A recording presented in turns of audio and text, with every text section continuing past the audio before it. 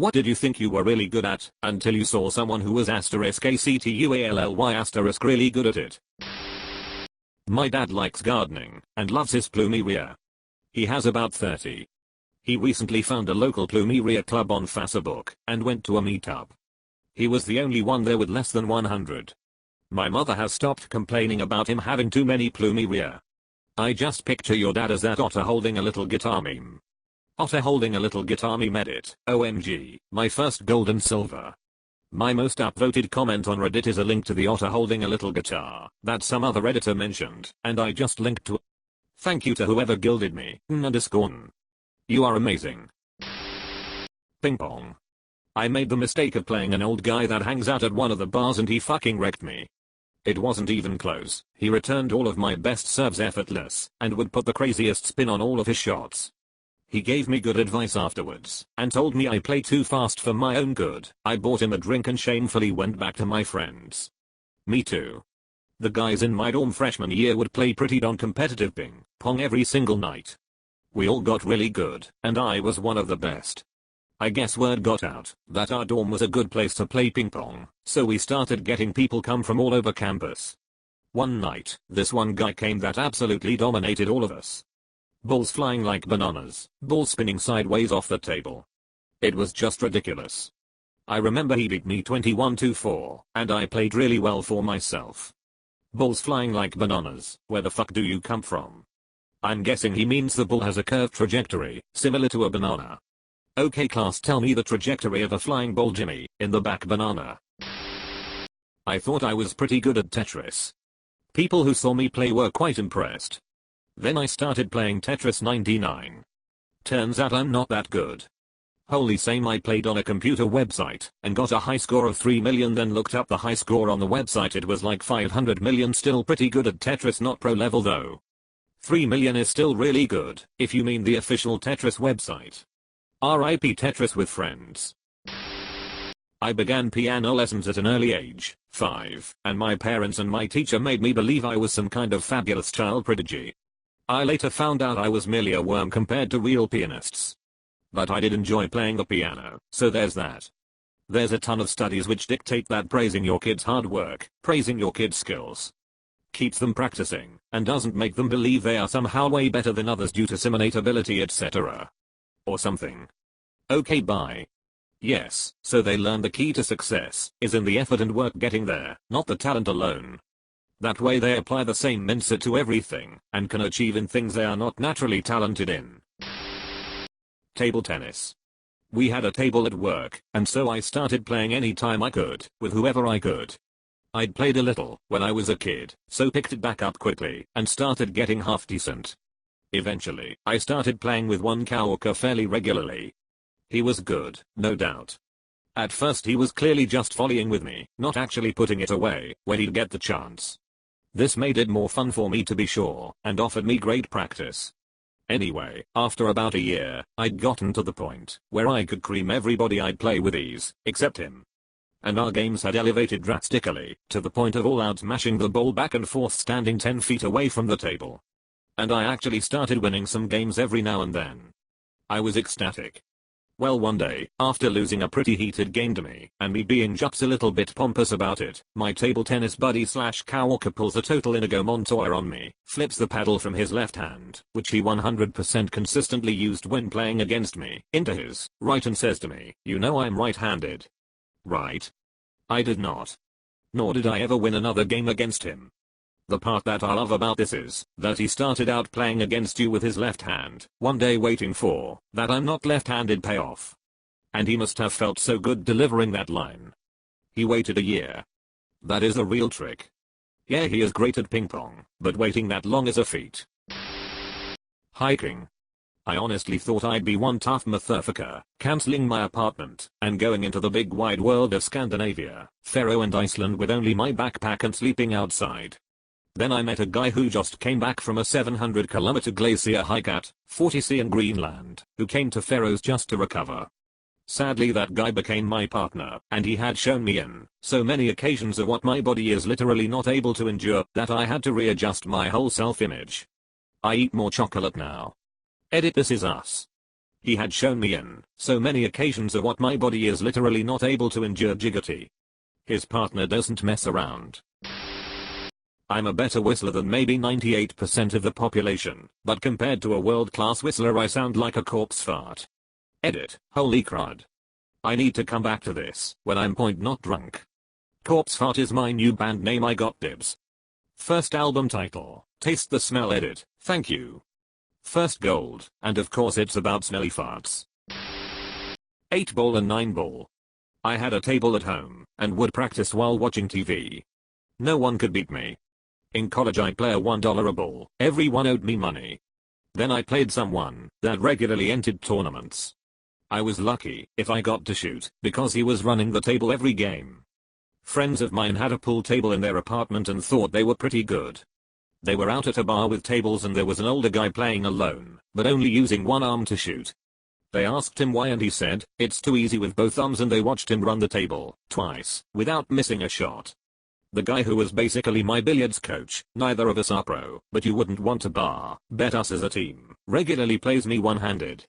Honestly it's more fun for us both, and he usually wins. Guy's a virtuoso with a Q. He also probably saved my life by giving me a hobby and friendship in a dark time, so there that. Programming. Learned a lot in college, and at my first job. I switched based on my skills, came to new company, met my senior who is incredibly talented, and realized I have a long way to go. For a long time it was hard for me to even realize what separated a fantastic programmer from an adequate one. Even when I was working with other programmers. There are obviously some basic fundamentals. You need to know the quirks of the language you're working in, and how to use it. You need an understanding of data and code structures, and where they work best. You need to have a consistent and robust organizational structure to your code, so that it's easy to expand the functionality of it later on, and you need to develop so many other small skills. Just getting to that point can take years of working in a language, but it always seemed like once you had a good grasp of those fundamentals, that was all there really was. You were essentially equipped to solve any problem you could understand as well as anyone else. Then later I actually met someone who I would consider a fantastic programmer, and it really is amazing the difference. It's not that they use extremely complex structures in their code, or that they write code which is somehow lean and simplified down to its fundamentals. More, it's just very efficient. Wherever possible they fall back onto some aspect of the language to make their job easier, and as a result are able to write high quality code which they tap out so quickly and consistently it almost seems like a train of thought. As well, they were just incredibly easy to talk to about the subject, and had an explanation ready for every decision they'd made, and why they thought it was best. It's really incredible just how skilled some people are. A lot of it comes down to the non-technical aspects you pick up from years of experience. I'm not a 10x dev or anything, but it's always funny when someone comes to me and explains this whole big process they're planning to solve an issue, and I'm like, or you could just store the data in a slightly different format and avoid 90% of the hoops you're jumping through.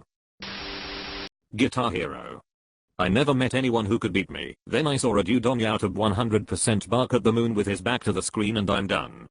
I had a friend who was an overall shitty dude. Obnoxious, rude, selfish, and a big baby. Turns out he's incredible at video games, and also a good musician. He's made music that regularly got tens of thousands of views with no advertising and no connections. He won first a major US citywide Guitar Hero competition, and has been Grandmaster on Overwatch. But again, dude was really self-centered, and not in the I'm better than you way, but just like, eats all the appetizers at a party, or crashed parties, or asked for stuff constantly when he was busy. Borrowed things without asking, not stealing because he would bring them back, and specifically I remember sleeping over at his house as a kid and he wouldn't let me play any games with him, and when it was bedtime, he had me sleep on the floor and literally gave me his pants to cover up with as a blanket. Just really stupid, childish. Haven't spoken to him in years. But he would shred you in any game. Edit. Before anyone mentions autism again, please see the 50+ comments of people who said that before you got here. I don't know if he had autism. Doesn't sound like it to me. I understand what a spectrum is, and I'm not 100% sure as I didn't study autism as my life's work.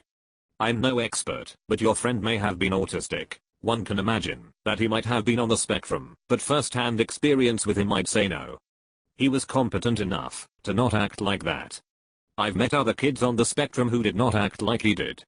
I'm no expert, but I don't think he had a disability, he was just obnoxious. I'm very sure he knew he was being annoying, and just didn't care. I've come to the realization that I'm very mediocre at a lot of things. I can do most anything, just not well. Versatility is useful though, and everything seems to level up at similar rates.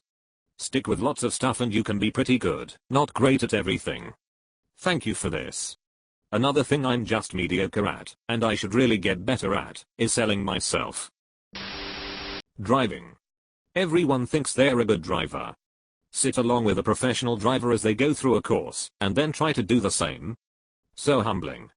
As a professional driver, I can't tell you how many times people in high school jabbed and poked at me to street race against them. I always turned it down, because you spend your childhood at a racetrack and you learn how dangerous an idiot behind the wheel can be. Finally, one summer I got fed up with it, and invited the usual suspects to a local karting track that had kart rentals available. I told them, if they beat me, I'd cover their rentals for the night, not cheap, and buy them dinner on the drive back. They were obviously thrilled to take the bet. Before the 8 or so minute race had ended, I had lapped them both twice and smashed the monthly track record by a good 2 seconds. Not going to lie, it felt really good. Edit, I definitely didn't expect this to get any traction at all. I've got a big work day tomorrow, so I can't really respond to everyone, but thank you so much for the silver. What are the subtle differences from a professional to a regular driver? If you were to eliminate the lap time, how would you know they are good? Basically you see them catch mistakes and correct them immediately. Once they reach the limits of handling of the car, they adjust accordingly to go through the curve/obstacle.